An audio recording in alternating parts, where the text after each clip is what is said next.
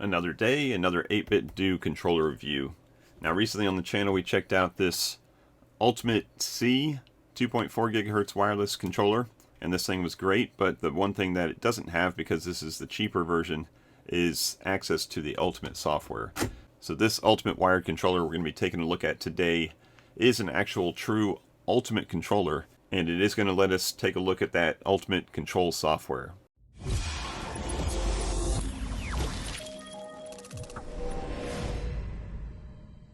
Hey everybody, it's Chris from FamilyGeekery, and today we're going to be taking a look at the Ultimate wired controller from 8BitDo.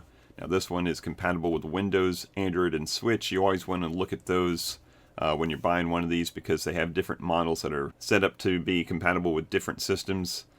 In this case, I'm looking at something that I can plug right into my computer and use it in Windows. That's going to be the majority, but we are going to test it out with the Switch also. So let's take a look around the box here, see if there's any features we can look at. So it reiterates again, Windows, Android, and Switch. This is the wired edition, so we don't have to worry about any kind of pesky setup with Bluetooth or having an extra dongle or something. This thing we're just going to be plugging right into whatever it is that we're playing on. And we've got 1.8 meters, so almost 5 or 6 feet of length. So sitting at a desk is going to be fine. Sitting on your couch, you may have a little problems. Depending on where your console is. So let's go ahead and crack this thing open and take a look at the controller. Alright, so inside the box you get the controller and an instruction sheet. Again, no need for any kind of dongle or anything. No need for batteries. This thing plugs right in. Sometimes you just want to plug into your device and play without any complications. No latency, no connection issues, no battery issues. And the other upside to this is you get the Ultimate controller, but you get to save the money by not worrying about, paying the extra money for the wireless. So if you've watched my channel before, you know that I'm a huge fan of 8BitDo. I've been buying their controllers forever, and I've got quite the collection of them, but I just keep on getting tempted by more and more. And this is no different. Their build quality is among the highest in the business. Their buttons, joysticks, everything, it just feels perfect in your hand. Nice texture on the front and a little bit grippier texture on the back. So it's no surprise, this thing is a great controller, and I think anybody would enjoy using it. But I think the next thing we need to do is go ahead and plug this into something and test it out. Alright, so I bet you thought I was going to go straight into Windows, but I'm not. I'm going straight into Android. So I've got a Logitech G Cloud here running Android, and I thought, let's go ahead and plug this thing in, see if it works. I'm using an OTG connector, so basically just a USB-C to USB-A female connector to do this. Plugged right into it, and it didn't hesitate. It just knew right away what it was. All the buttons are correct for an Xbox controller. So A is your drive button, X is your brake button, and everything just works. All the shoulder buttons, analog controls, everything is good to go. So I don't do a whole lot of gaming on Android. When I do, I've got something like this right in my hands. But, I'm about to get wasted. But it's nice to know that if I had maybe an Android TV box or any kind of other Android device, a tablet, I can plug this right in and it's going to recognize it right away and I can start gaming. So enough of Android, let's grab something else. Alright, so next up, so since I already had the adapter hooked up, I went ahead and plugged it into a Switch, and it worked right away. Now if your Switch isn't set up to use a wired controller, you will have to go into the settings here, go down to controllers and sensors, and make sure you turn this Pro Controller wired communications on.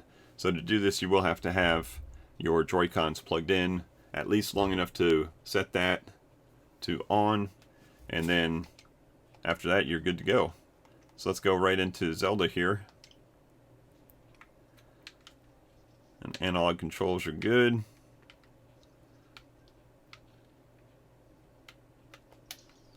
All the shoulder buttons work.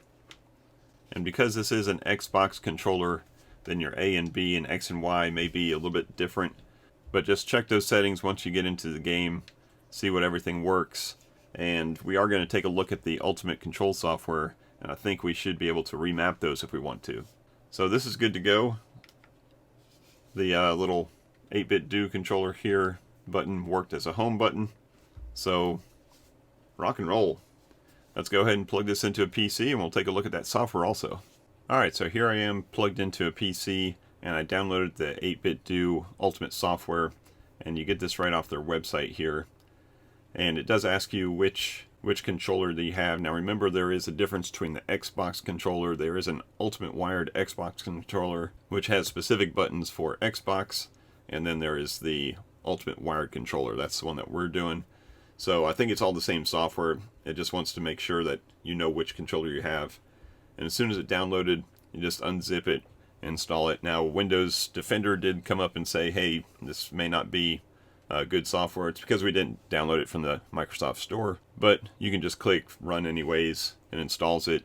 It asks you to plug in your controller. So as soon as I plugged in the USB cable to the computer, it recognized it right away and it brings up the software. So inside the software we can do all kinds of things. We can remap all the buttons. So over here on the right, you can go ahead and take any of these buttons here and remap it to something else. And as soon as you do that, it lets you sync that to the device. It's going to save it to a profile. You've got, looks like 3 different profiles to choose from to set up for different games. And if you do something accidentally, you can just hit this reset button. So remap any buttons that you want. It's got a screen for the sticks, so you can go ahead and test out your sticks. And then you can set your dead zones over here. You can invert the X and Y. And then you can also swap the sticks, swap the D-pad and the left stick, or disable the dead zones altogether. So lots of options there. Same thing for your triggers. Since the L2 and R2 are analog, you can go ahead and set your dead zones. You can swap the triggers and set it up however you want. Next up is the vibration. We've got individual motors on the left and right side, and you can go ahead and set those however you want. Maybe you want to tune them down a little bit so that you're not distracted.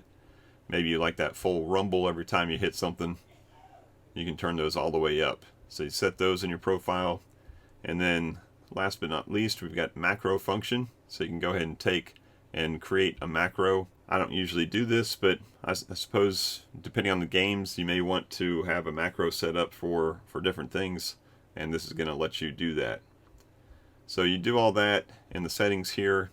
You've got an ability to do a device test, so it just brings up a picture of your controller, and you can kind of see what all your buttons are doing.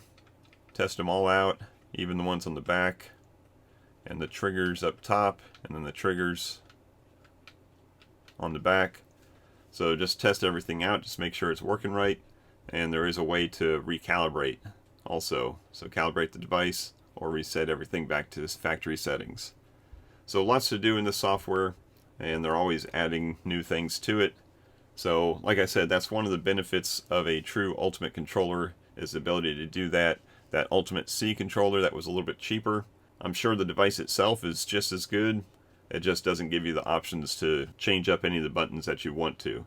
Now also, when I plugged this in, it actually came up to this screen first, where you could go in to set all these things for the different platforms that you're on. So whether it's Android or Windows, you can go ahead and change all your profiles based on which device you're plugged into. So needless to say, I'm pretty happy with this little device here. I love their controllers. Having the ability to change some things up may not be something that everybody needs, but if you do need it, then it's well worth it. 8BitDo is releasing new controllers almost faster than I can keep up with, but I love to see what they're innovating with. I love to see what they're putting out, but do make sure that you take a look at what the compatible systems are. Like I said, there's one that's just like this, but it has the Xbox licensing on it, so some of the buttons are going to be labeled a little bit different, probably an Xbox button here instead of that 8BitDo button. But make sure you see which consoles and which systems are compatible with the controllers, because some of them may have some overlap. Like a lot of them may be compatible with PC, but you may need one for Switch versus the other one for Xbox. So make sure you're grabbing the right one. I'll leave a link to this down in the description below, along with a link to that adapter so you can hook this up to a Switch or to an Android tablet or an Android phone. Let me know down in the comments below if you have any questions about this particular controller. I've got lots of other reviews on 8BitDo controllers, so check out the channel to see if there's a review for a device that you've been looking at. But other than that, I want to thank you as always for watching, and until next time, peace out and geek out.